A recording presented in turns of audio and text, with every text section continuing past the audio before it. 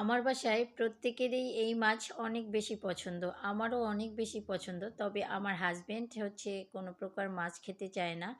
শুধুমাত্র একটু রুই মাছটা একদম হচ্ছে খুব ভালোভাবে ভেজে দিলে সে একটু পছন্দ করে। আর এই মাছটা আমরা এছাড়া সবাই অনেক বেশি পছন্দ করি। এভাবে ভুনা করলে অনেক বেশি মজাও হয়। এই মাছটা হচ্ছে যে বিভিন্ন জায়গায় হচ্ছে বিভিন্ন নামেই পরিচিত। এটাকে রিটা মাছ বলে, তবে আমরা এটাকে ইটা মাছ বলি বা এর অন্য কোনো নামও থাকতে পারে, আমি সঠিক জানি না। যারা জানেন তারা অবশ্যই হচ্ছে যে একটু বলে দিবেন। তো মাছগুলোকে কিন্তু আমি খুব ভালোভাবে ধুয়ে নিয়েছি। এই মাছগুলো কিন্তু গরম পানি দিয়ে ধুইতে হয়। কারা কারা ধন বা কারা কারা ধন না জানি না, তবে আমি হচ্ছে যে ফুটন্ত গরম পানি দিয়ে এই মাছগুলোকে ধুয়ে উপরের যে কালো অংশগুলো বা সাদা সাদা অংশগুলো আছে সেগুলো আমি চেঁচে ফেলে দেই। দেওয়ার পর হচ্ছে যে খুব ভালোভাবে হলুদ লবণ দিয়ে মেখে নিয়ে এখন হচ্ছে যে ভেজে নিচ্ছি। আর একদম হচ্ছে যে ভালোভাবেই ভেজে নিব। আমার বাসায় হচ্ছে মাছ হচ্ছে রান্না করলে সবসময় খুব ভালোভাবে ভেজে নিতে হয়, কারণ মাছ ভালোভাবে ভাজা না হলে আমি একদমই খেতে পারি না এবং আমার মেয়েও পছন্দ করে না। তো যার কারণে মাছ হচ্ছে ভাজলে অনেক সুন্দরভাবেই ভেজে নিতে হয়।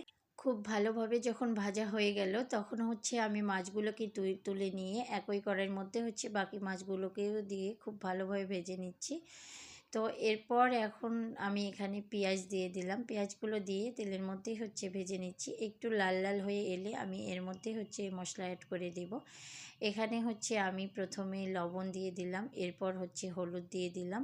আর এই মাছের মধ্যে কিন্তু আমি হচ্ছে মানে মাংসের মশলা অ্যাড করি, যেমন হচ্ছে যে জিরে বাটা, আদা বাটা, রসুন বাটা, গরম মশলা বাটা এখানে আমি দিয়ে দিলাম। সাথে হচ্ছে মরিচ গুঁড়িও দিয়ে দিয়েছি। পানি দিয়ে এখন মশলাটাকে খুব ভালোভাবে কষিয়ে নিব।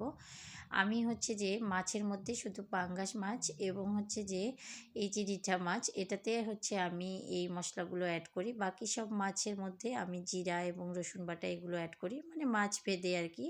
তবে এই দুটো মাছের মধ্যে হচ্ছে আমি গরম মশলা সহ অ্যাড করি। এতে করে হচ্ছে আমার কাছে খেতে অনেক বেশি ভালো লাগে। মানে আমরা এভাবেই খেয়ে যেহেতু অভ্যস্ত, এইভাবে এই মশলাগুলো দিলে খেতে কিন্তু বেশ ভালো লাগে। তো এবার হচ্ছে আমি মশলাটাকে খুব ভালোভাবে কষিয়ে নিয়ে এর মধ্যে মাছগুলোকে দিয়ে পানি দিয়ে নামিয়ে নিয়েছি। মাঝখানের কিছুটা অংশ হচ্ছে ভিডিও স্কিপ হয়ে গেছে, সেটা আসলে হচ্ছে ডিলিট হয়ে গেছিলো। তো এবার আমি নামিয়ে নিলাম আর দেখেন কতটা সুন্দর হয়েছে। দেখতে যেমন সুন্দর হয়েছে, খেতেও কিন্তু মাশাআল্লাহ অনেক বেশি টেস্ট হয়েছে এই মাছটা। এভাবে রান্না করলে অনেক বেশি মজা হয়। তো আমার ভিডিওটি যদি ভালো লেগে থাকে তাহলে অবশ্যই একটা লাইক করে দিবেন। ধন্যবাদ।